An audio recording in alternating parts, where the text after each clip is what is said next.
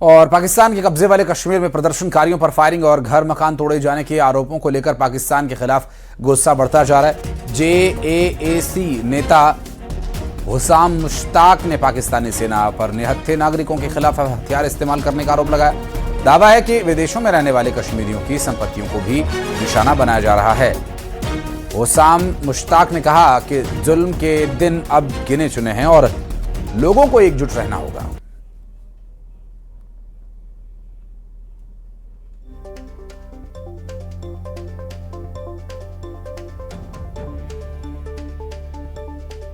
आप इस तहरीक के साथ जुड़े हैं, इस अवामी बच्चे शामिल हैं, हर तबके से, यार मकतबा फिक्र से, जो सिर्फ लोगों की इमलाक का बल्कि यहाँ 100 से ज्यादा हमारे जो नौजवान जिनके सीने छलनी किए गए, उनके खून के एक एक कतरे का जो है वो हिसाब लिया जाए और हमारे मुतालबात भी बड़े। बिस्मिल्लाहिर्रहमानिर्रहीम जी, Saad Ansari, advocate, core member, Jammu Kashmir. आप इस तहरीक के साथ जुड़े हैं, इस अवामी बच्चे शामिल हैं, हर तबके से, यार मकतबा फिक्र से, जो सिर्फ लोगों की इमलाक का बल्कि यहाँ 100 से ज्यादा हमारे जो नौजवान जिनके सीने छलनी किए गए, उनके खून के एक एक कतरे का जो है वो हिसाब लिया जाए और हमारे मुतालबात भी बड़े। बिस्मिल्लाहिर्रहमानिर्रहीम जी, Saad Ansari, advocate, core member, Jammu Kashmir. आप इस तहरीक के साथ जुड़े हैं, इस अवामी बच्चे शामिल हैं, हर तबके से, यार मकतबा फिक्र से, जो सिर्फ लोगों की इमलाक का बल्कि यहाँ 100 से ज्यादा हमारे जो नौजवान जिनके सीने छलनी किए गए, उनके खून के एक एक कतरे का जो है वो हिसाब लिया जाए और हमारे मुतालबात।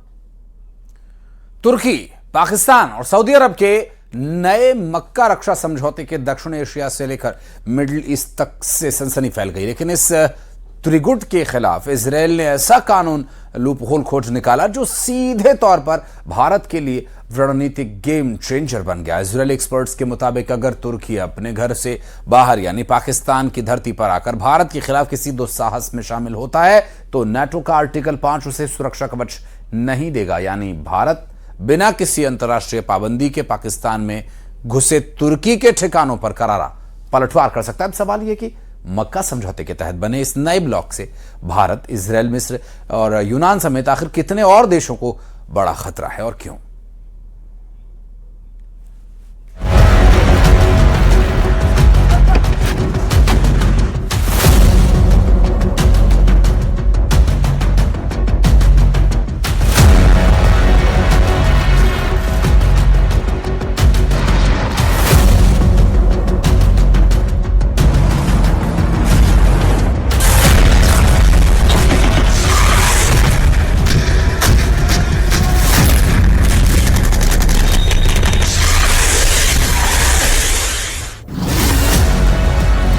तुर्की और पाकिस्तान की बढ़ती नजदीकियों के बीच इजराइल ने एक ऐसा कानूनी लूप होल ढूंढ निकाला है जो भारत के लिए रणनीतिक तौर पर गेम चेंजर साबित हो सकता है।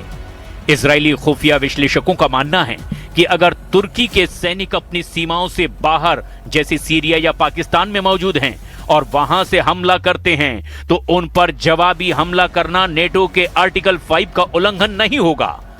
यानी अगर कल को भारत और पाकिस्तान के बीच युद्ध होता है और तुर्की अपने सैनिक या सैन्य ठिकाने पाकिस्तान में तैनात करता है तो भारत बिना नेटो के डर के उन्हें निशाना बना सकता है। कहने का मतलब साफ है कि जिस मक्का रक्षा समझौते पर 7 अगस्त 2026 को पाकिस्तान, सऊदी अरब और तुर्की ने हस्ताक्षर किए, उस मक्का समझौते के तहत अगर पाकिस्तान ने तुर्की के साथ साजिश करके भारत पर हमला करने या फिर भारत को घेरने की कोशिश की तो यकीन मानिए भारत न सिर्फ पाकिस्तान को रौंद डालेगा बल्कि जरूरत पड़ने पर पाकिस्तान में मौजूद तुर्की की सेना पर भी हमला कर सकता है। और अगर भारत मजबूरी में या आत्म सुरक्षा में ऐसा करता है तो ये मक्का समझौते के उस नियम का उल्लंघन नहीं होगा जिसके तहत किसी एक देश पर हमला होने पर तीनों देशों पर हमला माना जाएगा। सबसे पहले ये जान लीजिए कि पाकिस्तान, तुर्की और सऊदी अरब ने जिस मुस्लिम नेटो को बनाया है उससे सबसे बड़ा खतरा कितने देशों को है और क्यों है। 7 अगस्त 2026 को सऊदी अरब ने पवित्र शहर मक्का में आयोजित शिखर सम्मेलन के दौरान मक्का संयुक्त रक्षा समझौते पर हस्ताक्षर किए। इस ऐतिहासिक समझौते पर सऊदी क्राउन प्रिंस मोहम्मद बिन सलमान, तुर्की के राष्ट्रपति रेसिप तैयब एर्दोगन और पाकिस्तान के प्रधानमंत्री शहबाज शरीफ ने हस्ताक्षर किए। ये त्रिपक्षीय संधि सितंबर 2025 में हुए सऊदी पाकिस्तान रक्षा समझौते का विस्तार है। इसमें अब तुर्की को भी शामिल कर लिया गया है। पश्चिम एशिया में अमेरिका के कमजोर होते सुरक्षा छत्र के बीच इसे एक नए क्षेत्रीय सुरक्षा ढांचे के रूप में देखा जा रहा है। अब आप ये भी जान लीजिए कि किन किन देशों को मक्का रक्षा समझौते से सबसे ज्यादा खतरा है। इजराइल की क्षेत्रीय आक्रामकता और हेक्सागन गठबंधन, जिसमें कि इजराइल, ग्रीस, साइप्रस और भारत जैसे देश आते हैं, उसे मक्का समझौते से खतरा बताया गया। शिया बहुल ईरान के चारों ओर 3 प्रमुख सुन्नी बहुल देशों का सैन्य गठजोड़ तेहरान में सुरक्षा चिंताओं को बढ़ाता जा रहा है। पूर्वी भूमध्य सागर में तुर्की के बढ़ते प्रभाव से ग्रीस की समुद्री सीमा सुरक्षा के लिए सीधे चुनौती पैदा हो रही है। समझौते का स्वरूप और मुख्य प्रावधान इन तीनों देशों के लिए सीधे चुनौती है। यह समझौता नेटो के अनुच्छेद 5 के राजनीतिक सिद्धांत से प्रेरित है। इसके तहत किसी भी एक सदस्य देश पर हुए सशस्त्र सैन्य हमले को तीनों देशों पर हमला माना जाएगा।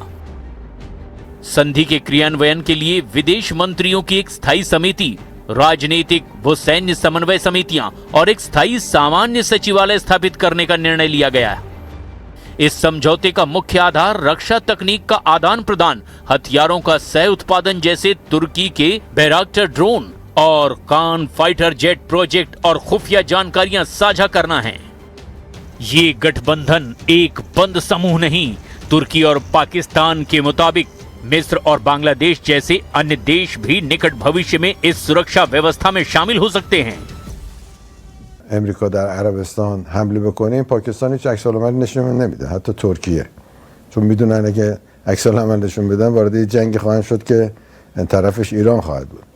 بیشتر جنبه‌های تبلیغاتی و اینها داره و به نظر من از نظر تهدید ایران هیچ اثری نداره. पाकिस्तान तुर्की पर भारी पड़ेगा भारत, इजराइल का बड़ा दावा। इजराइल ने पाकिस्तान और तुर्की और भारत पर हमले को लेकर एक ऐसा सनसनीखेज दावा किया है जिसे भारत का मास्टर स्ट्रोक माना जा रहा है।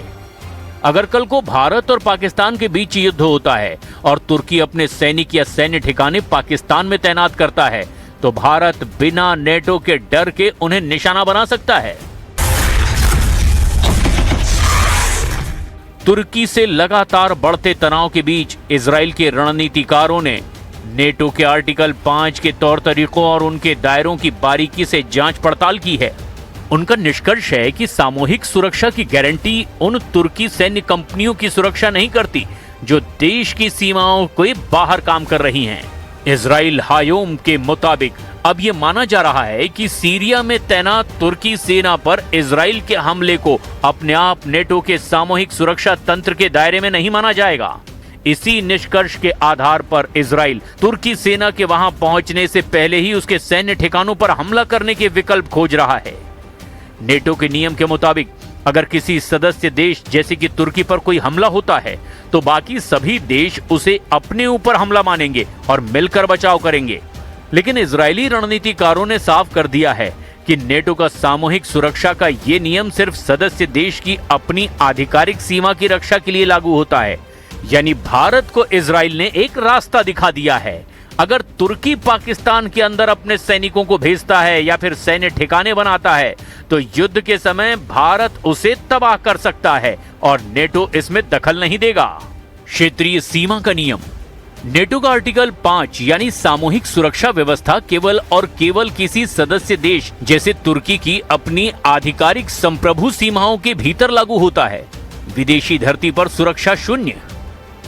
यदि तुर्की के सैनिक, उसके लड़ाकू विमान या उसकी मिसाइलें अपनी सीमाओं से बाहर, चाहे वो सीरिया हो या पीओके या फिर पाकिस्तान की सरहद, अगर वहां तैनात होती हैं तो उन पर नेटो की सुरक्षा छतरी लागू नहीं होती।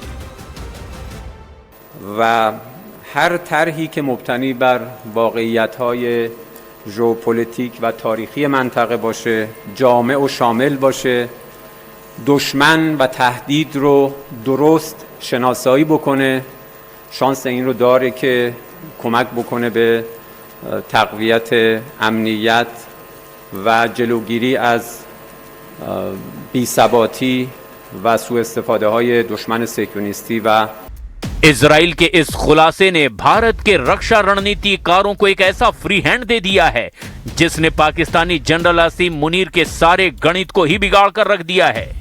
कल को अगर भारत पाक जंग छिड़ती है और एर्दोगन अपने बायराकटार ड्रोन या फिर सैन्य सलाहकारों को पाकिस्तान या पीओके में उतारते हैं तो भारतीय वायुसेना उन्हें बिना किसी अंतर्राष्ट्रीय कानूनी झिझक के सीधे स्ट्राइक से तबाह कर सकती है। नेटो भारत के खिलाफ कोई सैन्य कदम नहीं उठा सकता। मक्का पैक्ट के बावजूद इजराइल और सऊदी अरब के बीच बैक चैनल समझौते मजबूत हैं। सऊदी का ध्यान केवल ईरान को रोकने पर है। वो भारत के खिलाफ पाकिस्तान का साथ देने के लिए अपनी अर्थव्यवस्था दांव पर नहीं लगाएगा। भारत अब न केवल पाकिस्तान और चीन बल्कि ढाका के इस संभावित बदले रुख को भी ध्यान में रखते हुए अपने पूर्वी कमान और नौसेना को बंगाल की खाड़ी में रिअलाइन कर रहा है। पाकिस्तान और तुर्की का सैन्य गठजोड़ लगातार मजबूत हो रहा है। तुर्की न सिर्फ पाकिस्तान को घातक ड्रोन और हथियार दे रहा है बल्कि संकट की स्थिति में अपनी सैन्य मौजूदगी की रणनीति भी बना रहा है। तुर्की ने पाकिस्तान और सऊदी अरब के साथ नेटो के ही आर्टिकल 5 की तरह समझौता किया है जिसमें एक देश पर हमला तीनों पर हमला माना जाएगा। लेकिन इजराइल के बताए इस रास्ते के बाद अगर भारत और पाकिस्तान के बीच संघर्ष होता है और तुर्की अपने सैनिकों, फाइटर जेट्स या सैन्य सलाहकारों को पाकिस्तान की सरहद या पीओके में भेजता है तो फिर भारत के हाथ बंधे नहीं होंगे।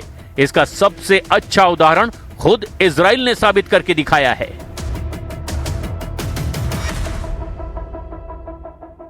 बीस अगस्त को सीरिया के अबू अल दुहर एयरबेस पर जिस तरीके से इजराइल ने बमबारी की, उस हमले से पता चला कि ये हिसाब किताब असल में कैसे काम कर सकता है। रनवे और मिलिट्री ठिकानों पर 8 हमले किए गए जबकि उस बेस पर तुर्की के सैनिक या उपकरण मौजूद नहीं थे।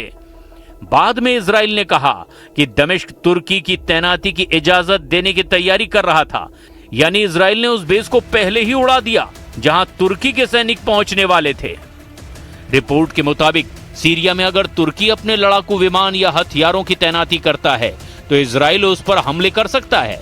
अबू अल दुहर पर हुए हमलों का महत्व उनके समय पर निर्भर करता है। इजराइल का मानना है कि अगर वहां तुर्की के सैनिक मौजूद ना हो तो वो उस टारगेट को मुख्य रूप से मिलिट्री इंफ्रास्ट्रक्चर मानकर कार्रवाई कर सकता है।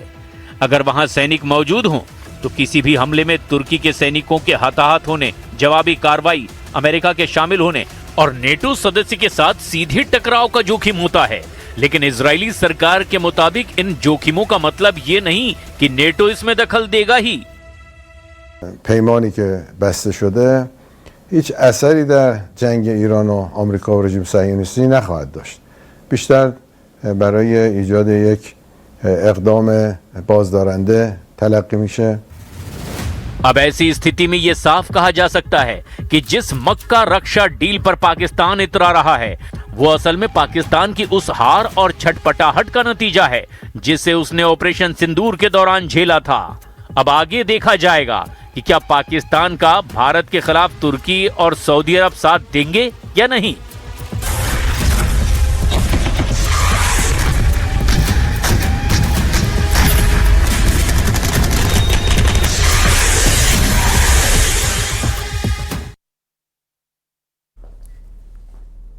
और पाकिस्तानी सुप्रीम कोर्ट के आदेश के बाद इमरान खान को अस्पताल लाया गया लेकिन फिर वापस अडियाला जेल भेज दिया गया। अब खबर यह है कि पाकिस्तान की